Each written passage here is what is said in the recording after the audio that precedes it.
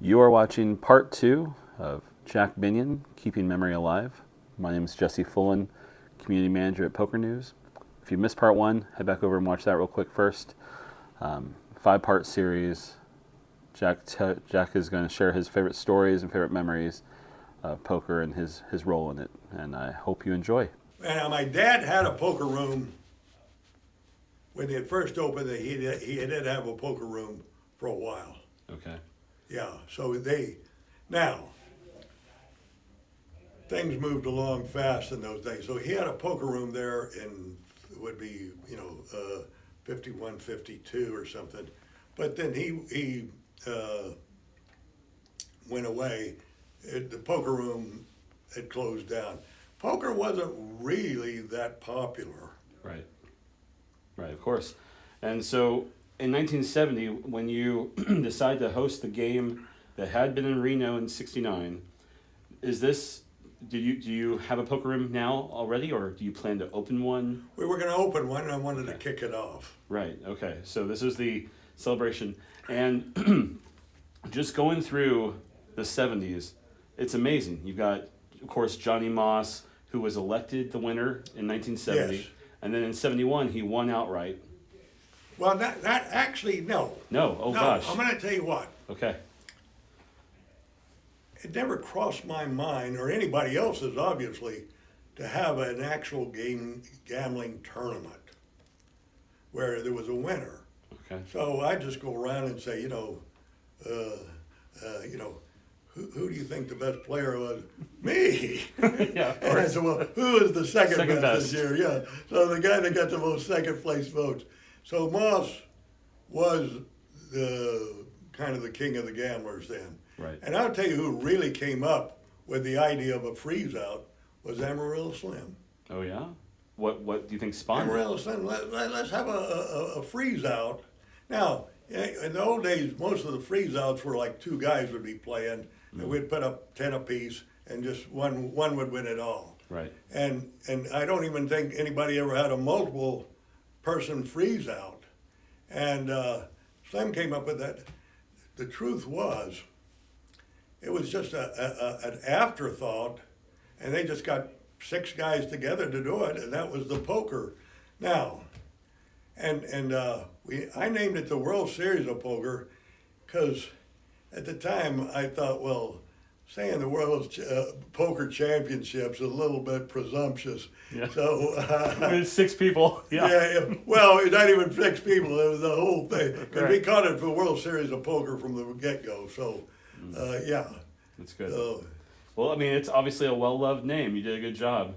Well, It's, actually, it didn't really catch on right away, and we didn't really get any publicity. No, none of the gamblers wanted any publicity. They were playing at home, and they didn't want people. Right. And now, the first people that came with that gave us any publicity was a kind of 2 guys out of the Cleveland Plain Dealer on the Sunday supplement. And they came and they started interviewing these guys. These guys, instead of said, "Oh, I don't want to interview," most of them they were almost pushing each other out of the way where they could brag to the people about their poker playing progress. Good Lord, that's great. So when you look at the list of winners in the 70s, do you have any favorite stories about Johnny Moss or Amarillo Slim or Puggy? I love Puggy with all his costumes, and he was hilarious. Moss, I don't know. Moss was a unique character at the time. Now, he was getting older. Moss was probably in his early 60s at this time. And if you really kind of look at it, poker players are really mental athletes. Mm-hmm. And just like a physical athlete, when they start getting in their late 30s or something, they're done. Yeah.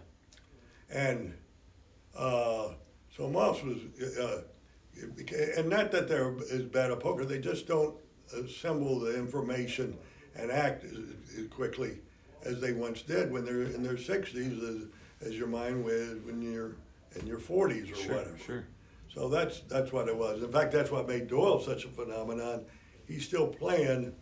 He would be like Tom Brady is now. He's the one guy that lasted more longer than anybody else. Right. But yeah. Right. Do you have any favorite stories with Puggy Pearson or any of those? Oh, I got so many, but Pug was a good poker player. Yeah. And he was just what interested me in Pug. He was raised. He said his family moved, I think, 9 times in 18 months, because his father would never pay the rent, and he had like 8 or 9 kids. And he says, I was so poor. The first time I ever saw sliced bread, I thought it was cake. Oh my goodness. And he says, I used to eat underneath the schoolhouse, because in the South, those old places were all in stilts. Oh, yeah. Because I was embarrassed of what my food was. And this was with people that were all dirt poor. So Pug just was self-raised, self-educated. Mm-hmm. And it's kind of interesting because Pug, how he approached stuff and how good from just deductive reasoning, how good he did with the mainly gambling, but everything. Yeah, gosh. How about Hal Fowler, the first recreational to win in 1979? Hal Fowler, I never really got to know him very well, and after he won that tournament, he never came back. Right. What was the experience like for all the rest of the players when this guy from nowhere comes up and beats them? I don't know. I think they would kind of accept. And he played a guy that Doyle called the Wizard, because he'd make stacks of giant black checks disappear. But the guy was a good player. He was just too fast for his own good. Okay. And he tried to kind of run over Hal Fowler, and Hal Fowler just kind of kept calling him, and Hal Fowler won the tournament.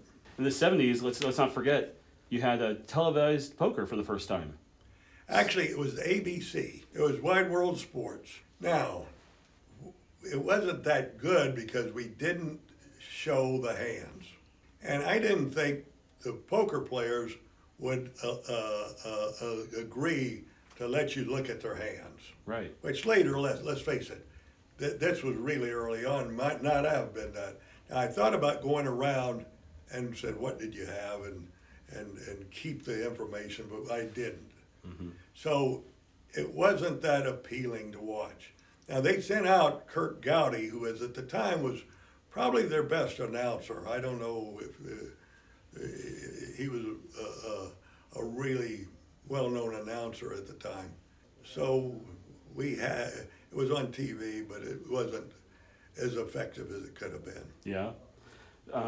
So I know you had it in 73 was the first year, and then it had a little break, and they came back 78 through 81. How big was the space? How was it? Just so cramped? Was it? Well, yeah, it was cramped. It must have been, right? Yeah, because actually, as time went by, we were doing so much business that the poker, it had to go. We just had the poker tournament every year, and we'd get the poker tournament because it was good publicity and everything. Yeah. But the rest of the time, we put slots in that area. Slots made a lot more money than the poker room. For sure.